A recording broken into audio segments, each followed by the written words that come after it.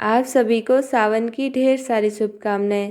सावन के पहले सोमवार में मैंने बनाई एक इनोवेटेड रेसिपी जो कि मेरी खुद की इनोवेटेड है। और सच मानिए दोस्तों, ये रेसिपी इतनी ज़्यादा स्वादिष्ट बनी ना कि मुझे खुद को भी यकीन नहीं हुआ कि ये व्रत की रेसिपी है या फिर डेली बेसिस पे बनने वाला गर्मा गर्म नाश्ता। इतना ज़्यादा यूनिक था, इतना ज़्यादा स्वादिष्ट था और बिना मिर्च मसालों के था। तो आज आपके लिए खास लेके आई हूँ ये स्वादिष्ट सी रेसिपी। क्योंकि अक्सर मैं वैसे तो रेसिपियाँ नई नई बनाती रहती हूँ, लेकिन कई बार क्या है वीडियो शूट ही नहीं होता। लेकिन उस दिन मेरा मन था कि मैं ये रेसिपी बना सकती हूँ, मेरे मन में चल रही थी कि मैं इस तरह से रेसिपी बनाऊँ जो नई हो, स्वादिष्ट हो और बहुत ही आसान तरीके से बन जाए और साथ ही साथ घरेलू चीज़ों से बने। तो यहाँ पे मैंने सोचा चलिए आपके साथ पहली रेसिपी शेयर करते हैं, सावन स्पेशल, जो कि आप बना सकते हो कभी भी झटपट से, जब भी मन करे या फिर जब भी हल्की सी भूख लगे। तो इसके लिए आपको लेना है एक बड़ी साइज का कच्चा आलू। इसको छील करके धो करके हम क्या करेंगे ना, बिल्कुल महीन महीन इसको कद्दूकस कर लेंगे। मोटा नहीं रखना है, महीन ही रखना है, ताकि इस तरह से एकदम लच्छे जैसा एकदम सॉफ्ट सा तैयार हो जाए। और कोई भी हम इसका रस या फिर इसका पानी नहीं निकालेंगे, इसका फ्लेवर बढ़िया लगता है तो इसी में रखेंगे। उसके बाद यहाँ पे देखिए, ये मैंने समा के चावल है जो तकरीबन 2 घंटे पहले भिगोए थे। आधा कटोरी समा के चावल है और आधा कटोरी पानी में इसको मैंने भिगोए थे। ज़्यादा पानी नहीं लेना है और धो करके भिगोए थे। तो अब हम क्या करेंगे ना, इसी के अंदर ऐड करेंगे 1 कटोरी मखाना। तो यहाँ पे जैसा कि मैंने बताया, आधा कटोरी पानी लिया था, उससे ज़्यादा मैं नहीं ऐड कर रही हूँ और इसी पानी के अंदर मैं मखाने को भिगा दूंगी। आप चाहें तो समा के चावल यानी कि सामक के साथ ही इसको भिगो सकते हैं ताकि अच्छे से सॉफ्ट हो जाए। लेकिन ये ना 10 से 15 मिनट में अच्छे से सॉफ्ट हो जाते हैं। तो हम क्या करेंगे ना, सभी मखानों को अच्छे से गीला कर लेंगे और अच्छे से इस तरह से दबा करके ढक करके रख देंगे। 5 से 7 मिनट में ये सॉफ्ट हो जाएंगे।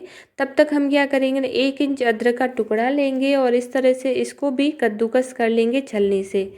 तो मैंने छलनी अलग नहीं रखी थी इसीलिए, क्योंकि मुझे और भी चीज़ें कद्दूकस करनी थी, तभी मुझे मखाना भिगोना मैं भूल गई थी।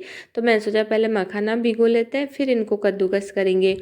तो अदरक का टेस्ट ना थोड़ा सा तीखा होता है ना, तो बहुत बढ़िया लगता है। और हम मिर्च मसालों के बिना बना रहे हैं ना, तो इसमें थोड़ी सा तो तीखा फ्लेवर डालना पड़ेगा, जिसके लिए अदरक डालिए, साथ ही हरी मिर्च डालेंगे। हरी मिर्च को आपने देखा होगा हमेशा मैं बीज निकाल के यूज़ करती हूँ, क्योंकि जो काफ़ी सारे लोग होते हैं ना, आपको पता नहीं बीज नुकसान करते हैं। इसलिए आप कोशिश कीजिए बीज निकाल दें, इससे तीखापन भी कम हो जाता है। साथ साथ बीज जो है वो भी अनहेल्दी नहीं रहते हमारे लिए। तो बीज निकालने के बाद एक बड़ी हरी मिर्ची को, उसको भी मैंने इस तरह से कद्दूकस कर लिया आलू के साथ ही। इससे बढ़िया फ्लेवर आता है, क्योंकि जब हम इसको कद्दूकस करते हैं तो इसका रस निकलता है मिर्ची का। साथ ही लेंगे 3 से 4 ना डाली लेंगे करी पत्ता की। आप है ना करी पत्ता को ना आप पानी में भिगो करके रखते हो ना ग्लास के अंदर, तो सप्ताह भर तक ही आपके ना पानी जो मीठा नीम में ख़राब नहीं होता है, सूखता नहीं है, वैसा ही फ्रेश रहता है। तो यहाँ पे 3 से 4 डाली मैंने बिल्कुल बारीक कट करके डाला है। साथ ही डाला आधा चम्मच सेंधा नमक, आधा चम्मच भुना हुआ जीरा और आधा छोटा चम्मच मैंने सीजनिंग डाली। इसमें सारी हर्ब्स ही होती है, तो आप इसको आराम से डाल सकते हो। बहुत बढ़िया हल्का सा फ्लेवर आता है जो कि चटपटा सा लगेगा आपको। अब यहाँ पे जो मखाने हैं ना, वो थोड़े से सॉफ्ट हो गए हैं, 5 मिनट हुए थे। तो मुझे रेसिपी कंप्लीट करनी थी, तो मैंने 5 मिनट में इसको ले लिया है। और डायरेक्ट हम क्या करेंगे ना, इसको छलनी में मतलब ग्राइंडर में डाल देंगे, क्योंकि हमें इसका एक फाइन सा पेस्ट बनाना है। तो यहाँ पे समा के चावल, जिसको हमारे यहाँ सौंख बोलते हैं, एक खिचड़ी वाली है जिससे हम खिचड़ी वगैरह बनाते हैं ना व्रत में, बस वही। और इन दोनों को अच्छे से ना साथ में पीसेंगे ना, तो एक बढ़िया सा फ्लेवरफुल पेस्ट बन जाएगा। यानी कि मखाने का जो फ्लेवर होता है ना, वो बहुत ही अच्छा लगता है। तो समा के चावल में ऐड कर लेंगे तो एक बढ़िया सा फ्लेवर आएगा। अब इसको डायरेक्ट हम आलू वाले मिक्सचर में डाल देंगे और अच्छे से सभी मसालों को मिक्स कर लेंगे। यहाँ पे हल्दी, नमक, लाल मिर्ची हमने कुछ भी ऐड नहीं किया है, क्योंकि आज की रेसिपी मैं उन लोगों के लिए बना रही हूँ जो व्रत में कुछ भी नहीं खाते हैं, नमक, मिर्ची, हल्दी, हींग कुछ भी नहीं खाते, उन्हीं के लिए। लेकिन हमारे यहाँ जहाँ पे हम रहते हैं, जैसलमेर से बिलोंग करते हैं, वहाँ पे नमक, मिर्ची सब कुछ खाया जाता है। तो मतलब ऐसा मना नहीं है, तो मैंने आज उन्हीं के लिए बनाया है। वैसे तो मैं खाती हूँ व्रत में भी मिर्च मसाले। अब मिक्सचर को अच्छे से मिलाने के बाद टेक्सचर आपने देखा ही होगा, थोड़ा सा पतला ही रहेगा, ज़्यादा गाढ़ा नहीं रहेगा। और इसको हम बना रहे हैं सैंडविच मेकर में। तो मैंने आधा चम्मच बटर डाल दिया है है, बटर से बढ़िया सा टेक्सचर साथ ही साथ फ्लेवर भी आता है। और मिक्सचर को मिक्स करके अच्छे से इसमें डाल देंगे। तो यहाँ पे 2 बड़े चम्मच जितना मिक्सचर डालेंगे और अच्छे से फैला लेंगे। आप है ना इस सैंडविच में घी या फिर बटर 2 चीज़ों में से कुछ लगाइएगा, तेल नहीं लगाइएगा, इससे बढ़िया फ्लेवर आता है, साथ ही टेक्सचर भी अच्छा आता है। तो यहाँ पे अब मैं इसको बढ़िया ट्विस्ट और बढ़िया सा टेक्सचर देने के लिए मैंने यहाँ पे लिए थोड़े से मसाला पनीर क्यूब्स, जो कि थोड़ी सी हल्की हल्की बिल्कुल हल्की नमक मिर्ची हल्दी और नमक से कोट है। ये मैं बोला ना कि हम खाते इसलिए डाल रही हूँ, अदरवाइज़ आप नहीं खाते ना तो प्लेन ना आप इसके पनीर के पीसेज लें और इस तरह से एक एक करके इसमें सेट कर लीजिए। तो मैं थोड़ी थोड़ी दूरी में इसको लगा रही हूँ, इससे ये बहुत ही हेल्दी बनेगा नाश्ता। साथ ही ना जो पनीर लवर होता है जैसे मैं हूँ, उसको ये नाश्ता बहुत ज़्यादा पसंद आएगा। तो पनीर से ना बहुत अच्छा बनेगा खाने में भी और लुक वाइज में भी सुंदर दिखेगा। तो यहाँ पे मैंने कुछ पनीर के क्यूब्स डाल दिए हैं। अब इसको हम बंद करेंगे और बिल्कुल धीमी आंच में दोनों तरफ से सेकेंगे। तो आप देख सकते हो गैस के ऊपर एक और मेरे स्टैंड रखा है, इससे क्या होता है ना आंच बिल्कुल कम लगती है और हमारा सैंडविच जलेगा नहीं, अंदर तक अच्छे से सिकेगा। तो यही रीज़न होता है कि मैं ना सैंडविच मेकर को डायरेक्ट गैस पे नहीं सेकती हूँ, ये ना बहुत जल्दी सिक जाता है, इसलिए मैंने एक और स्टैंड लगाती फिर इसको सेकती हूँ। दूसरी तरफ से भी हमने थोड़ा सा बटर लगाया है और एक एक मिनट के अंतराल से हम पलटेंगे और बढ़िया से इसको सेकेंगे। तो दोनों ही तरफ से हमें बिल्कुल क्रंची बनाना है इन सैंडविच को। तो आप देखोगे ऊपर से बिल्कुल बढ़िया ना सुनहरी ना जो कोटिंग आ चुकी है। अब दूसरा जो सैंडविच है वो मैं बना रही हूँ अनार से। तो यहाँ पे मैंने 1 मुट्ठी अनार डाला है। आपको ये सैंडविच किसी भी सब्जी या फ्रूट से बनाना हो बना सकते हो, जैसे कुछ सब्जियां होती है वो भी आप ऐड करके बना सकते हो, अलग अलग फ्लेवर में बन के तैयार हो जाता है।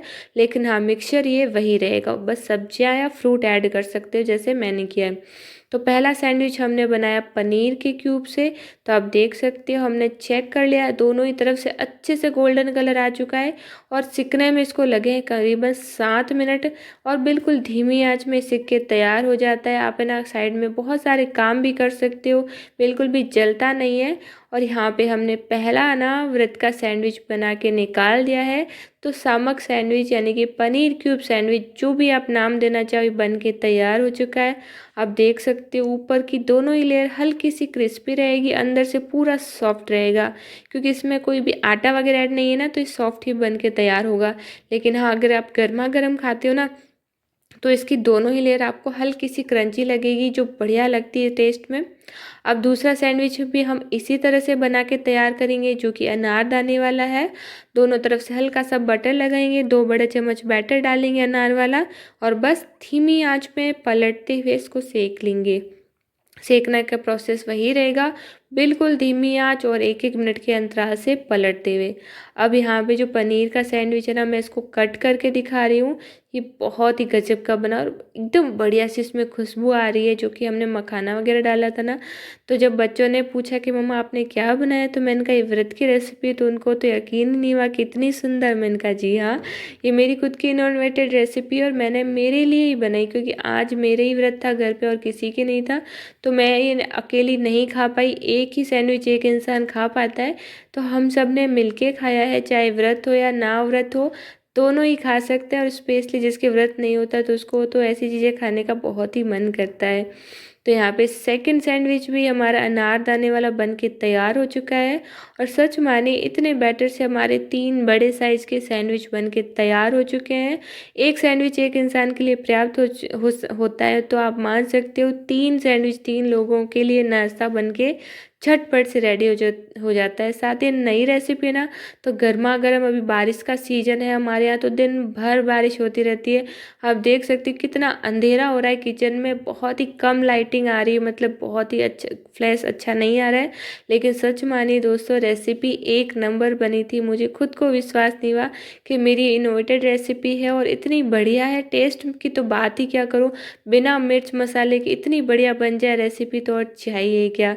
तो यहाँ पे मैंने होममेड किचन सॉस यानी कि जो केचप रहता है बिना लहसुन प्याज का, उसके साथ इसको सर्व किया। आप दही के साथ भी खा सकते हो या फिर जो व्रत की चटनी आती है उसके साथ भी बना के खा सकते हो।